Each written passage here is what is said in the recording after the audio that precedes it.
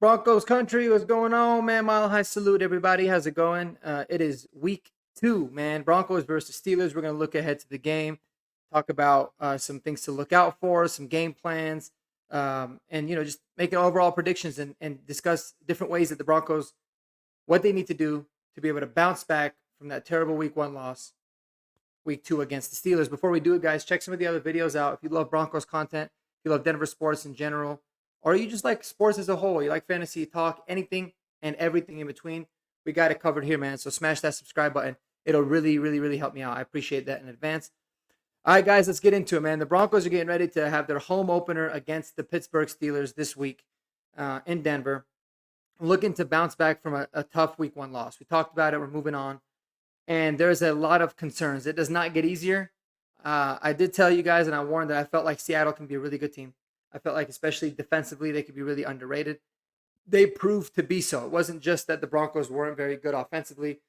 A lot of that was because, man, the Seahawks are solid. They're good. They're good tacklers, and we got our hands full this week because this is um, arguably, the best defense in the NFL. One of the best defenses.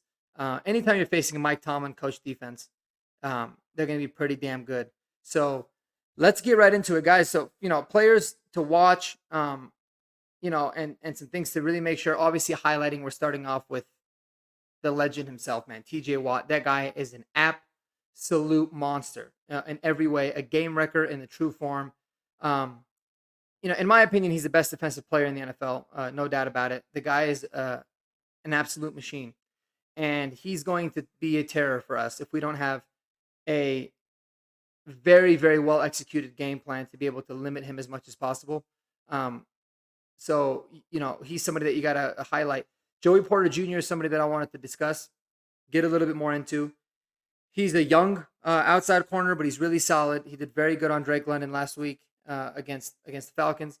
And they're going to utilize him to say, go shut down Cortland Sutton, eliminate that from their offense. And it's going to force the Broncos in a really tough predicament this week.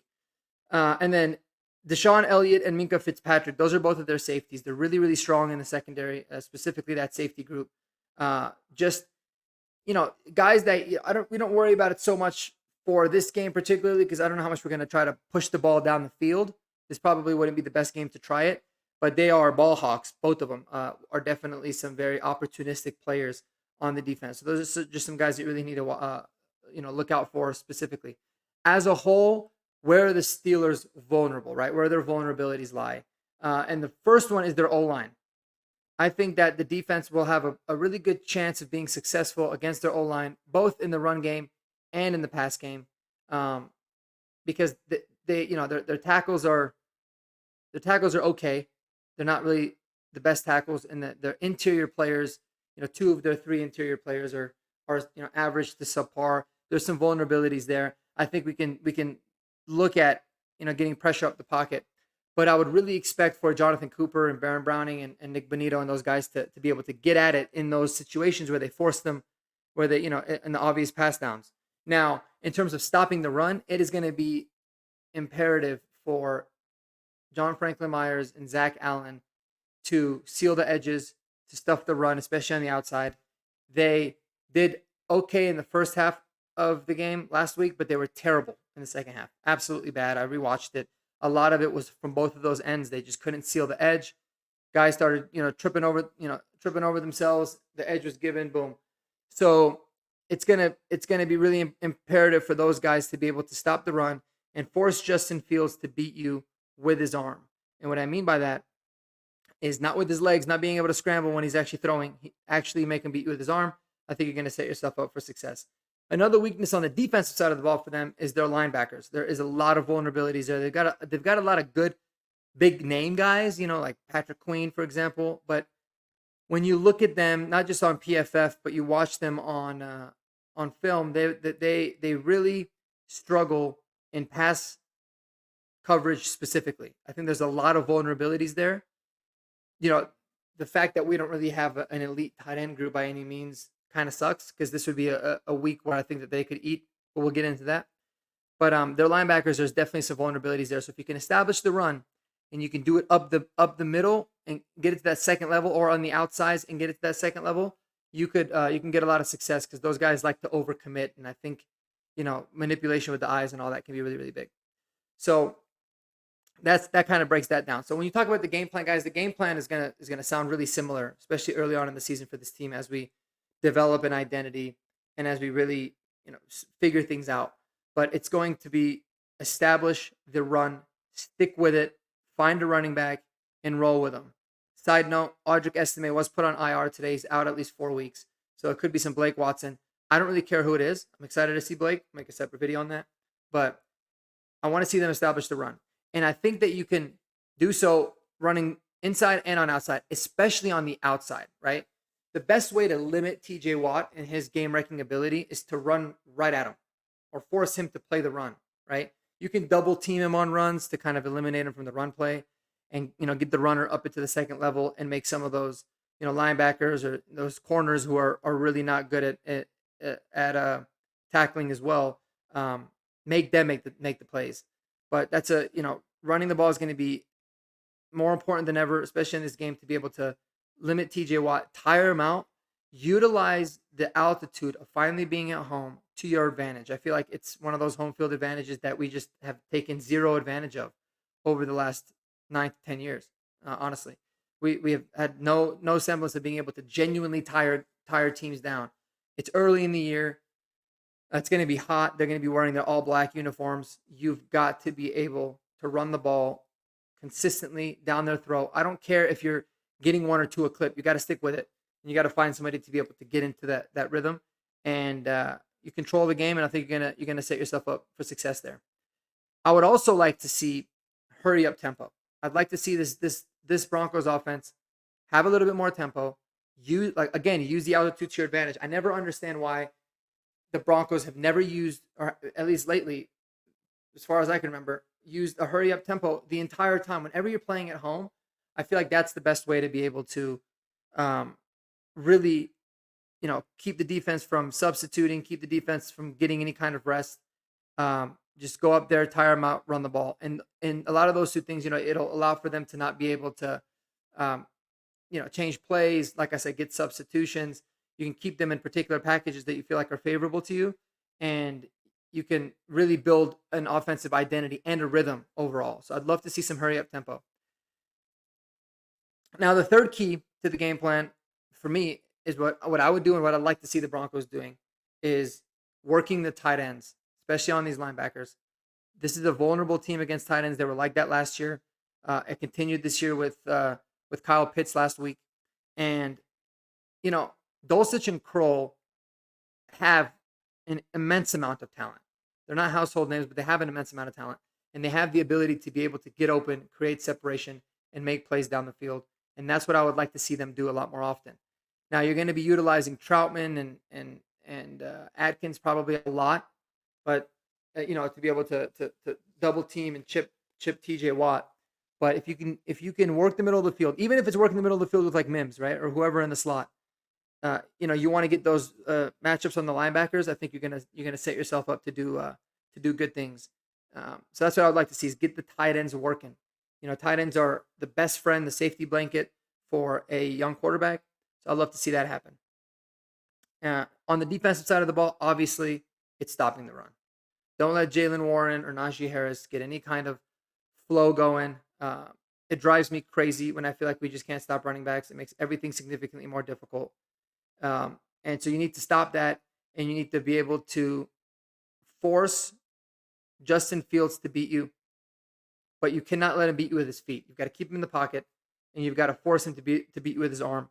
In the past, with Vance Joseph defenses, to his credit, he's actually done pretty well with not allowing for quarterbacks to beat him with his feet. I think when it's an emphasis, they do a pretty decent job with that.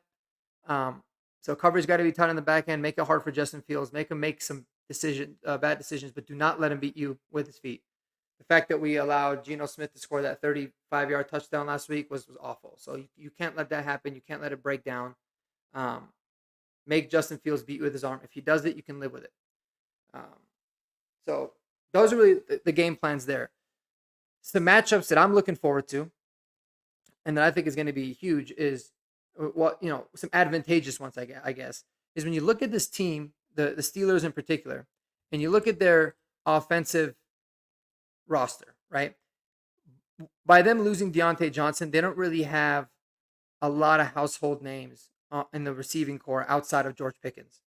Um, I don't know if Roman Wilson's going to be back this week, but it's really George Pickens and a bunch of other guys that I think Riley Moss and company can handle. George Pickens is a problem. He's a really good player, especially when he gets his opportunities. But with Patrick Surtain being able to eliminate or at least very much limit him, it's going to make them passing the ball a lot more difficult. So I think it's going to be one of those run and tug games. So I'm looking forward to seeing that matchup for sure. Obviously, TJ Watt up against, McGlinchey or Bowles. McGlinchey played awesome last week, especially in pass pro. I was actually really happy to see that when I rewatched.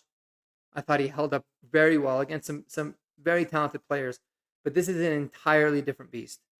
And realistically, we're not going to be able to just always be double teaming TJ Watt. It's just not realistic. You can try to chip him here and there as much as you can, but there are going to be plays where it is tackle TJ Watt versus the tackle. And if he's rushing from the left or the right side, it's going to depend on Bowles. It's going to depend on McGlinchey, which is why it's so important that we have Bowlesy healthy and playing this week. He did not practice today, but it doesn't seem like there's too much concern of him missing the game. So the tackles are going to be huge, no doubt about it. And then another one we had touched on earlier is Joey Porter Jr. versus Cortland Sutton.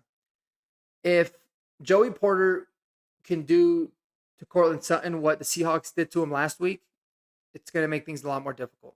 We need to get Court the ball in his hands. We need to be able to, I like the 12 targets, but the fact that it was only, 4 catches is not going to fly. So he needs to be better. He needs to fight through contact. He needs to, be able to finish routes, create better separation, and just be more physical. Use that to your advantage. So really looking forward to that.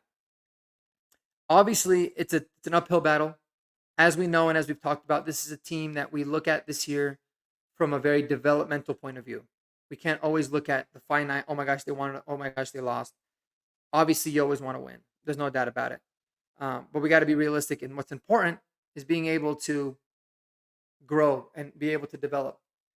Some bright spots that I had seen, I thought Devon Vele showed a lot. He also didn't practice today, but we'll see what happens there. But I think he showed a lot in his, in his first game. I think Josh Reynolds showed some flashes.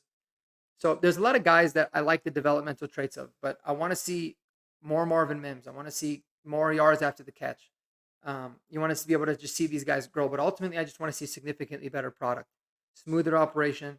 You don't want to see Bo, make any of those same mistakes that he made last week. And he seemed really optimistic.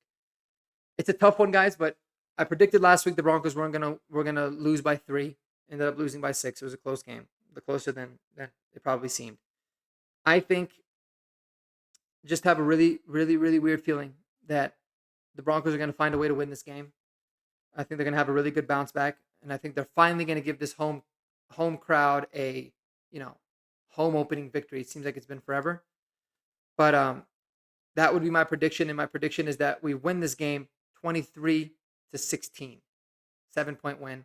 We are 2.5-point dogs, but that's what I'm going with. And like I said, it's just a gut feeling because although the Steelers have a really good defense, they have some vulnerabilities, and I think that the Broncos learned a lot from last year. I think being at home is going to help them. The crowd behind them is going to help them, and I think that they're going to come out with a good game plan. It's like I said, it's just a thought. I think it obviously can happen.